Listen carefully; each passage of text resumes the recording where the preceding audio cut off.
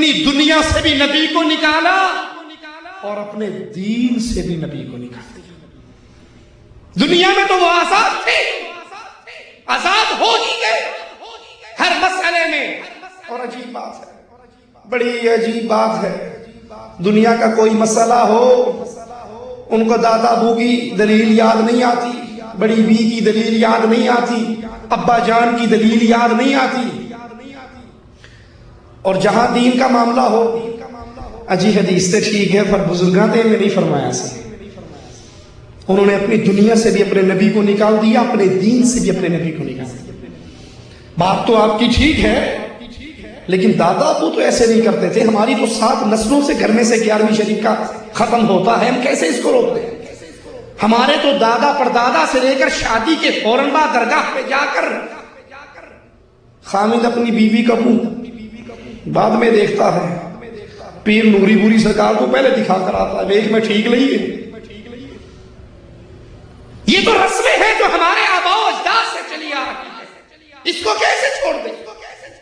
قرآن سن کر، حدیث سن کر، فتوی رسول سن کر، قول حبیب سن کر، پھر اس کا زبان لڑک جاتی ہے اور کہتی ہے نہیں، بزرگوں نے ایسے نہیں کہا۔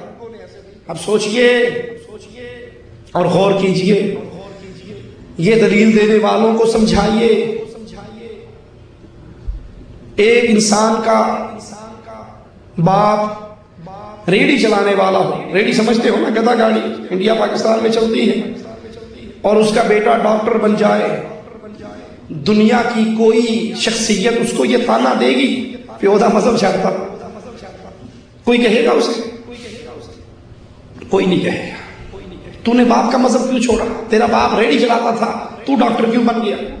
وہ فوراً جواب میں کہے گا بھائی میرا باپ ان پڑھ تھا، پڑھا لکھا نہیں تھا، جوانی پڑھنے کی عمر اس نے برباد کر دی تھی، اور میں نے پڑھ لکھ لیا، لہذا میں ریڑھی چلانے والا نہیں بنا، ڈاکٹر بن گیا۔ کوئی اس کو یہ تانا نہیں دے گا تو نے باپ کا طریقہ چھوڑ دیا۔ بیٹے نے شادی کرنی ہو اور وہ چاہے میں خالہ کی بیٹی سے شادی کر لوں، ماں باپ اس کی منتیں کر لیں کہ تو یہ رشتہ نہ کر، تو پھوپھی کی بیٹی سے شادی کر لے، وہ جواب میں کیا کہتا ہے؟ ابو گزارا میں نے کرنا ہی، آپ نے زندگی تو میں نے گزارنی، آپ کو کیا پتا؟ آپ نے اپنی بھگت لی، اب میری بھگتنے کا وقت آیا تو میں اپنا فیصلہ خود کروں گا۔ کبھی اسے کوئی تانا نہیں دے گا تو نے ماں باپ کا طریقہ چھوڑ دیا، تو نے ماں باپ کی بات نہیں مانی۔ اور جہاں اللہ کے نبی کی شریعت پہ عمل کا وقت آتا ہے، ہر بندہ اس کو نبی کی سنت دیکھتا ہے، کہتا ہے اچھا ماں پیو کا دین چھوڑ دیا، ماں باپ نے تو یہ نہیں سکھایا تھا، بزرگوں نے تو یہ نہیں سکھایا تھا، آباء و اجداد نے تو یہ نہیں سکھایا تھا، پیر و فقیر نے تو یہ نہیں کہا تھا، حضرت اور شیخ نے تو یہ پٹی نہیں پڑھائی تھی۔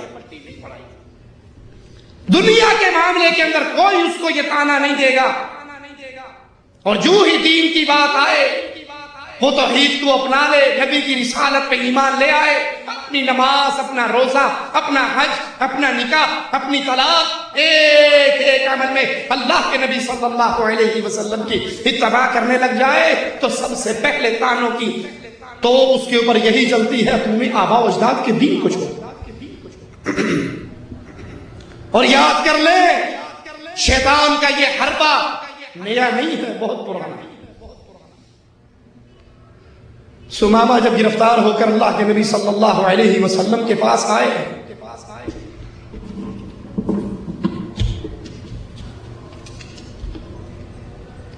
رہا کر دیا گیا، مسلمان ہو گئے، واپس مکے کی طرف چلے، اہل مکہ کو اطلاع ہو گئی، سمامہ بھی مسلمان ہو گیا، ابو جہل کی پارٹی مکے سے باہر نکل کے استقبال کرتی ہے، اور آواز کیا لگاتی ہے؟ غور کرنا، سبوتا یا سمامہ، سمامہ تو سابی ہو گیا ہے، اور سابی عربی زبان میں اس کو کہتے ہیں جو آباء و اجداد کے دین کو چھوڑ چکا۔ تو نے آباء و اجداد کا دین چھوڑ دیا تو سابی ہو گیا۔ ہمارے ہاں کیا کہتے ہیں؟ تو وابی ہو گئے، بات برابر برابر ہی۔